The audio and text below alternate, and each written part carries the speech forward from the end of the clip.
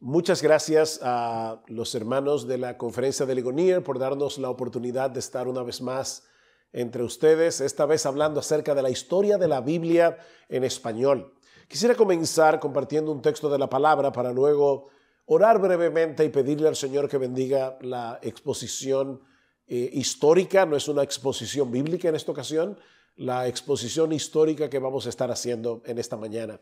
Dice así la palabra del Señor: porque toda carne es como hierba y toda la gloria del hombre como la flor de la hierba. La hierba se seca y la flor se cae, mas la palabra del Señor permanece para siempre. Vamos a orar. Señor, queremos darte gracias por darnos esta oportunidad. Gracias por la tecnología que nos permite estar lejos y cerca a la vez. Y queremos suplicarte, Señor, que el método que estamos usando para transmitir el contenido de esta conferencia no sea un obstáculo para que esta pueda ser de bendición a todos los que escuchen. Sé con nosotros, Padre bueno, porque te lo suplicamos en el precioso nombre de Cristo. Amén. Amén. Actualmente podemos ir a una librería y no solamente encontrar varias versiones de la Biblia en nuestro propio idioma, sino también en varios formatos, letra grande, letra pequeña. Tenemos mucha variedad en el día de hoy para poder leer las Escrituras, aparte de que la tenemos en dispositivos electrónicos como iPhone, iPad o teléfonos inteligentes. Sin embargo, hubo un tiempo en que esto era un grave delito, porque los reyes católicos de España, Isabel y Fernando, habían prohibido tajantemente la traducción de la Biblia al castellano. Alfonso de Castro, en su libro Tratado de las Herejías, escrito en el año 1534, dice lo siguiente: hay que alabar con toda justicia el edicto de los esclarecidos y católicos reyes de España, por el que prohibieron bajo severísimas penas que nadie tradujera los libros sagrados a la lengua vulgar, es decir, a la lengua del pueblo, al castellano que hablamos todos. Arriesgarse a traducir la Biblia o poseer la traducción de una Biblia en nuestro idioma era un delito que podía ser castigado con la muerte por la Santa Inquisición.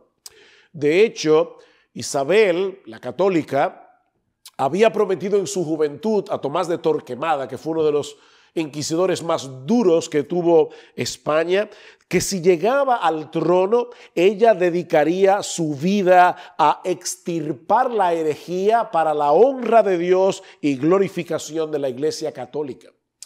Este trasfondo histórico nos da una idea del precio que tuvieron que pagar algunos de nuestros padres en la fe para que hoy nosotros pudiéramos tener la palabra de Dios en nuestro propio idioma. Es un enorme privilegio el que el Señor nos ha dado a los creyentes de esta generación. Y lo que yo quiero hacer ahora en esta conferencia es darle un vistazo a esta historia de cómo nosotros tenemos hoy la Biblia en nuestro idioma, pero no como un mero ejercicio académico, sino esperando en el Señor que esto nos ayude a tener un mayor aprecio por el hecho de tener buenas versiones de las Escrituras en nuestro propio idioma, y sobre todo un amor más profundo por este libro, que no es otra cosa que la infalible, inerrante y todo suficiente palabra de Dios. Para hablar de las traducciones de la Biblia que hoy conocemos, debemos retroceder en el tiempo a mediados del siglo XV, cuando los turcos conquistaron la ciudad de Constantinopla, el último vestigio que quedaba del Imperio Romano antiguo, en el año 1453.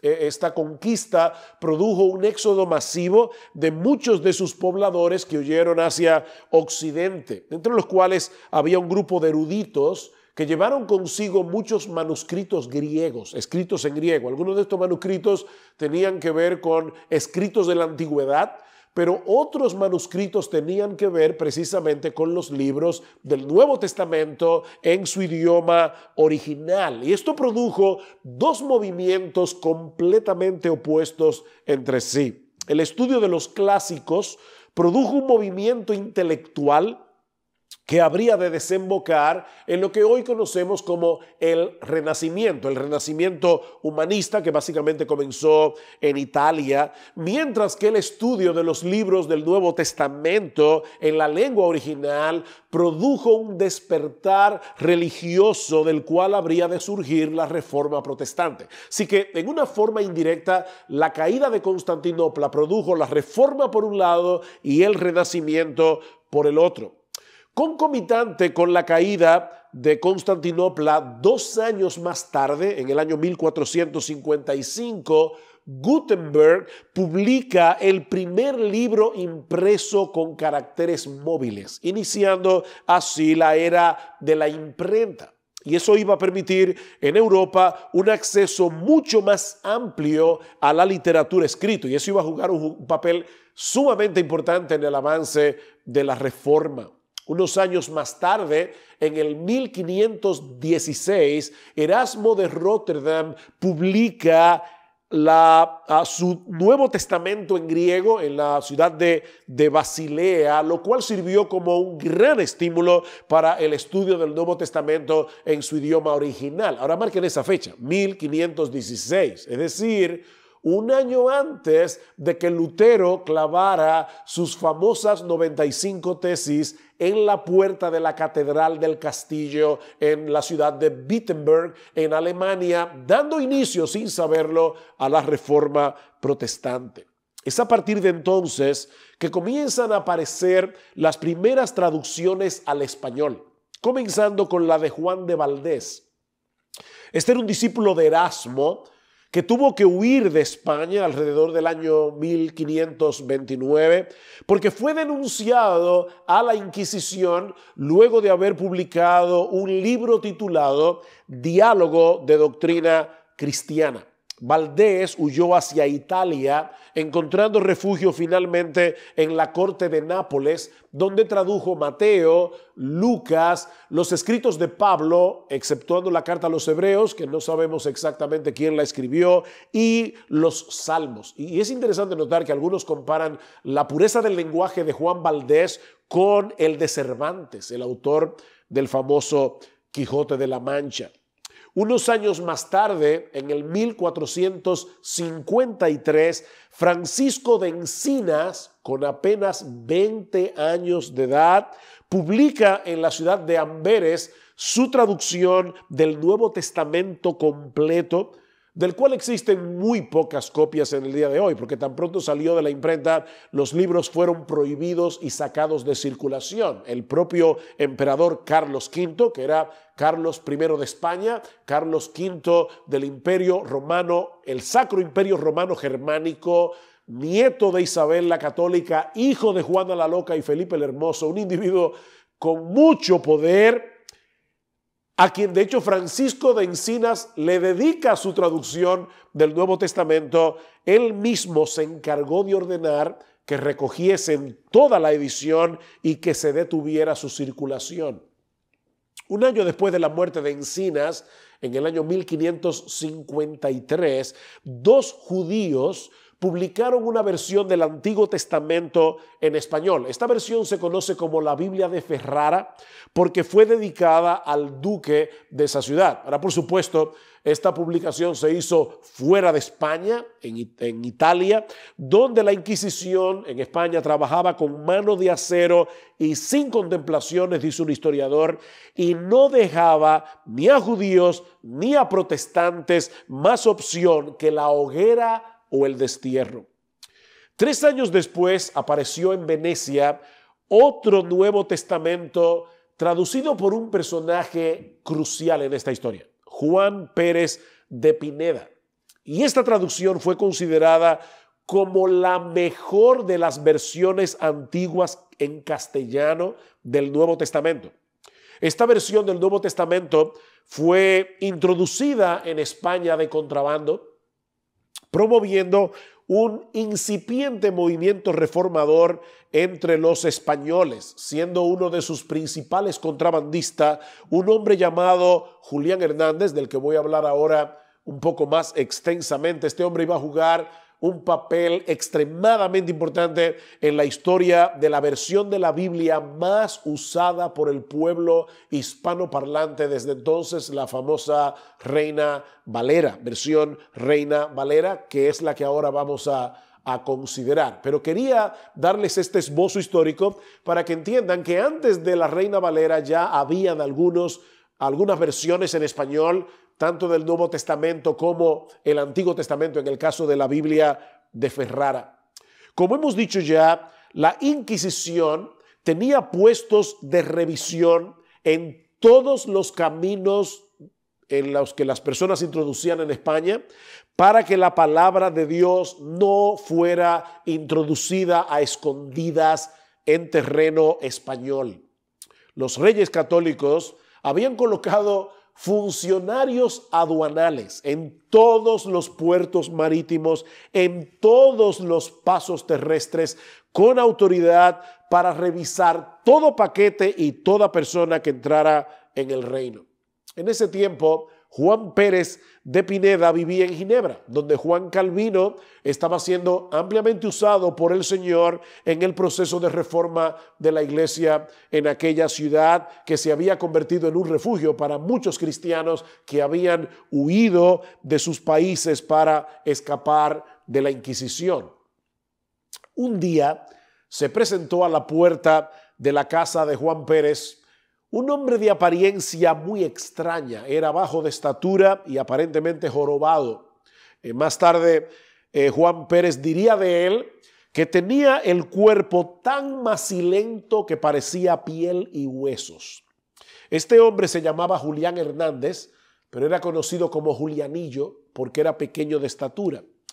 Julianillo Hernández había viajado mucho por todo el continente y había trabajado en imprentas alemanas y en los Países Bajos, donde la reforma protestante tenía mucha fuerza. Y algunos suponen que fue precisamente en el contexto de su trabajo que Julianillo Hernández entra en contacto con el verdadero evangelio de Jesucristo y se convierte al Señor.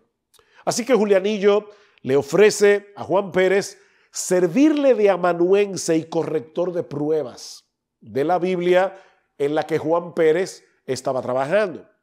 Pero al plantearse el problema de cómo introducir las Biblias en España, Julianillo se ofrece a hacerlo él mismo de contrabando. Y para esto, muy ingenioso y creativo, consiguió unos barriles de vino que tenían doble piso debajo, colocando las Biblias en ese compartimiento secreto. Y tomando la vía de Flandes, se dirigió hacia España con tal sagacidad y sangre fría que pudo burlar todos los puestos de vigilancias de la Inquisición. Así llegó a Sevilla y depositó los Nuevos Testamentos de Juan Pérez de Pineda en la casa de Juan Ponce de León, para que éste se encargara de distribuirlos. Pero lamentablemente Juan Ponce fue descubierto, fue llevado a la higuera por la Inquisición el 24 de septiembre del año 1559. Pero esto no frena a Julianillo, que continúa introduciendo los Nuevos Testamentos mientras vende telas para ocultar su verdadera identidad y su verdadero trabajo. Al poco tiempo esto comienza a crear inquietud en el clero católico romano, que no se explica cómo era posible que aparecieran tantas Biblias, tantos Nuevos Testamentos en España con una vigilancia como la que ellos habían creado, habían producido en todo el terreno español. De hecho, algunos llegaron a pensar que tenía que ser una obra diabólica a través de la cual los Nuevos Testamentos desaparecían antes de entrar en España y aparecían de nuevo cuando ya Julianillo estaba, o el contrabandista, que ellos no sabían quién era, en terreno español. Pero finalmente Julianillo Hernández fue traicionado por un herrero que le mostró a un sacerdote el Nuevo Testamento que éste le había obsequiado. Así que fue apresado y conducido a las cárceles del Santo Oficio en Sevilla, donde la Inquisición fue practicada con más dureza casi que en todo terreno español. En ningún momento Julianillo ocultó su fe. ni tampoco el hecho de que había sido él quien había introducido estos libros en España. Y a pesar de que lo torturaron sistemáticamente, nunca reveló ninguno de los nombres de los evangélicos españoles. De hecho, dice la historia que con los miembros dislocados, él animaba a otros presos, cantando canciones en contra de los frailes y al mismo tiempo arengando a sus hermanos a que se mantuvieran fieles al Señor en medio del sufrimiento. Lo mantuvieron en la cárcel de la Inquisición por 3 años y finalmente fue sentenciado a la muerte. Y cuentan los historiadores que cuando fue llevado a la hoguera, él mismo ponía algunos pedazos de leña encima de su cabeza.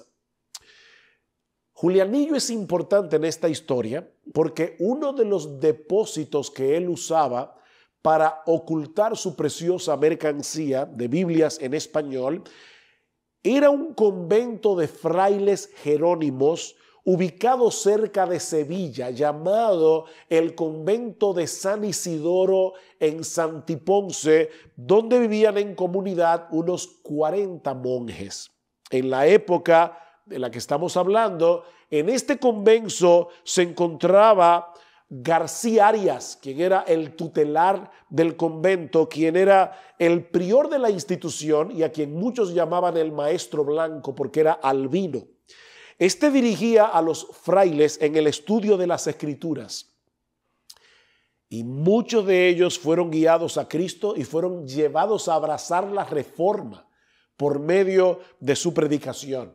Cuando Julianillo fue apresado, los monjes que habían abrazado el evangelio sabían que ya la Inquisición estaba detrás de ellos, que les quedaba poco tiempo y ellos deciden escapar del convento de San Isidoro. Y es así como en el año 1557, 12 monjes decidieron abandonar el convento y huir de la Inquisición. Entre estos monjes estaba Cipriano de Valera, Casiodoro de Reina y otro reformador español que lamentablemente hoy día no se conoce tanto, Antonio del Corro, pero fue uno de los personajes más importantes en la historia de la reforma pequeña que hubo en España en esa época.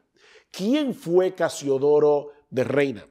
Casiodoro nació probablemente en Sevilla o en sus alrededores en el año 1520. Se unió al convento de San Isidoro siendo un joven de apenas unos 10 años de edad. Eso era muy común en esa época. No sabemos con exactitud cómo fue su conversión, pero sí sabemos que comenzó a estudiar las Escrituras desde muy joven. Antes de huir del convento en el año 1557, estos 12 frailes habían acordado que se iban a encontrar en Ginebra al año siguiente, como de hecho hicieron. Pero por algunos inconvenientes, Casiodoro decide trasladarse a Frankfurt en el año 1558, no sin antes comenzar su traducción del Antiguo Testamento al español. La idea de Casiodoro era traducir el Antiguo Testamento para unirlo con el Nuevo Testamento de Juan Pérez de Pineda y así tener toda la Biblia en español. En el año 1559, estando ya Isabel I en el trono de Inglaterra, Casiodoro se dirige a Londres con otros 3 fugitivos del monasterio, entre los cuales estaba Cipriano de Valera. Allí se encuentra con un grupo de españoles que habían buscado refugio en Inglaterra y nombran a Casiodoro como su pastor. En esa misma época comienza a hacer gestiones para publicar su versión de la Biblia, el Antiguo Testamento, en lengua castellana, por lo cual escribe una carta a su amigo Antonio del Corro, recuerdan, ex monje en San Isidoro, indagando sobre las posibilidades de publicar esta Biblia en el continente, aunque obviamente no en territorio español.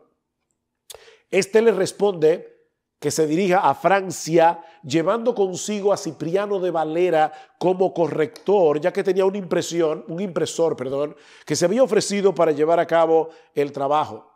Lamentablemente esa carta nunca llegó a la mano de Casiodoro, porque el embajador español en Inglaterra le había escrito al rey Felipe II de España, hijo de Carlos V, informándole de los planes de Casiodoro de publicar la Biblia en español, en castellano.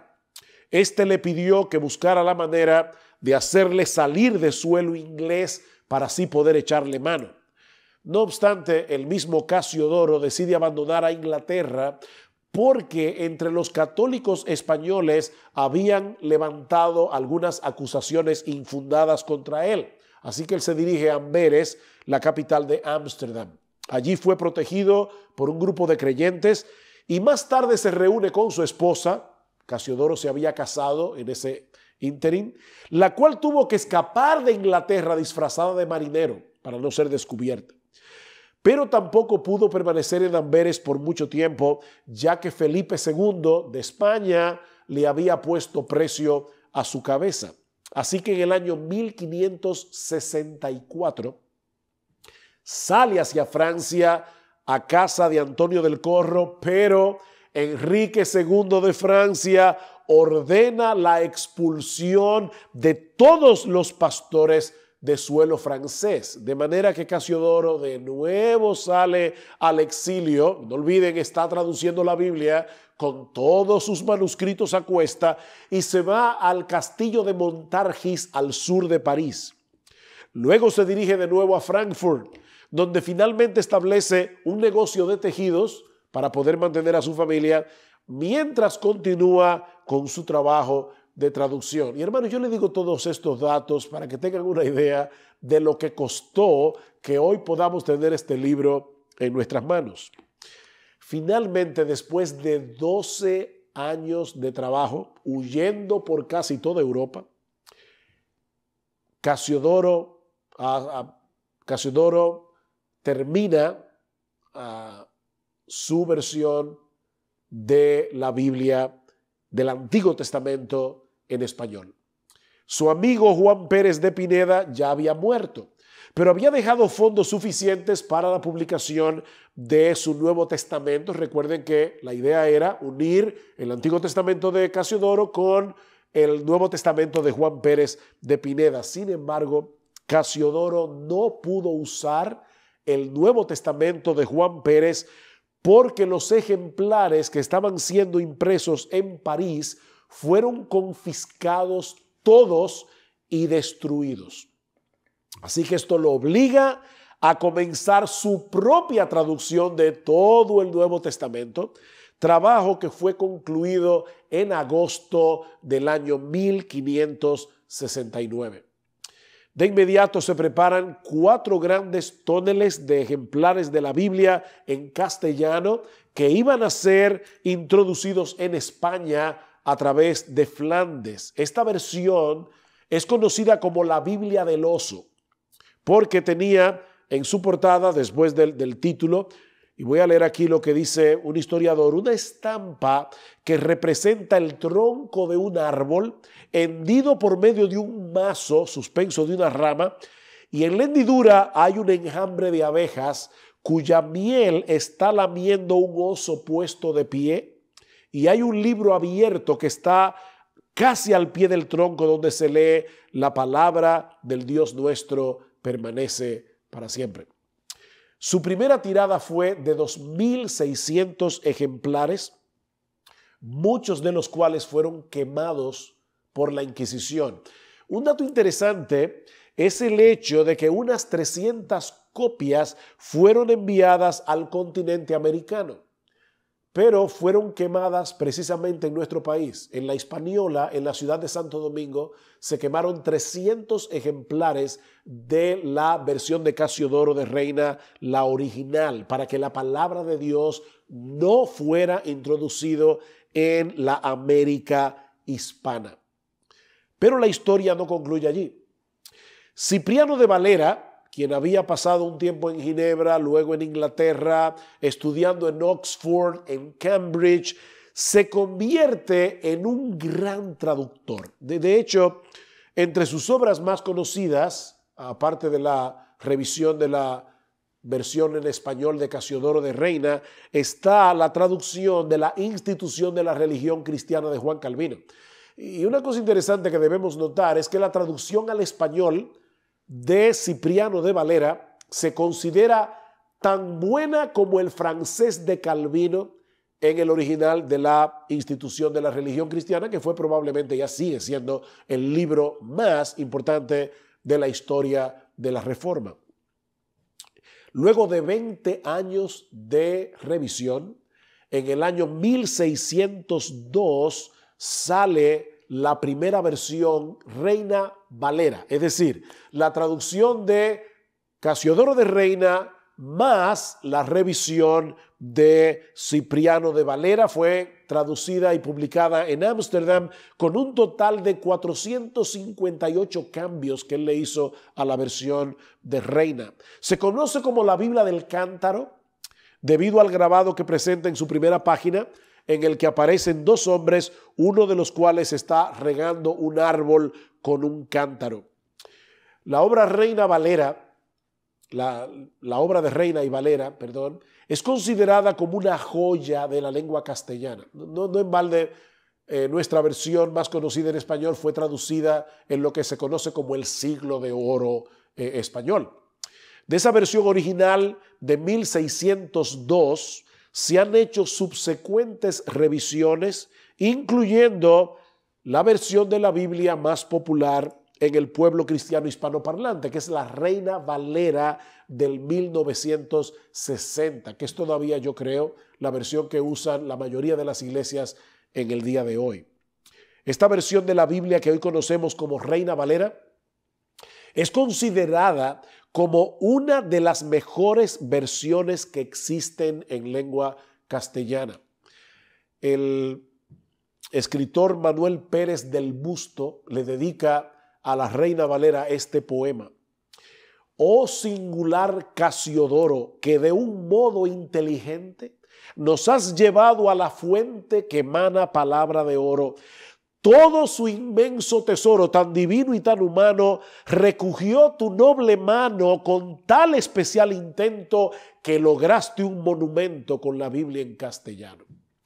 Ahora, la Biblia no se queda anclada en la versión Reina Valera. Los idiomas vivos son dinámicos, van cambiando con el tiempo. Si hoy leemos el Quijote de la Mancha tal como lo escribió Cervantes, probablemente no vamos a entender mucho.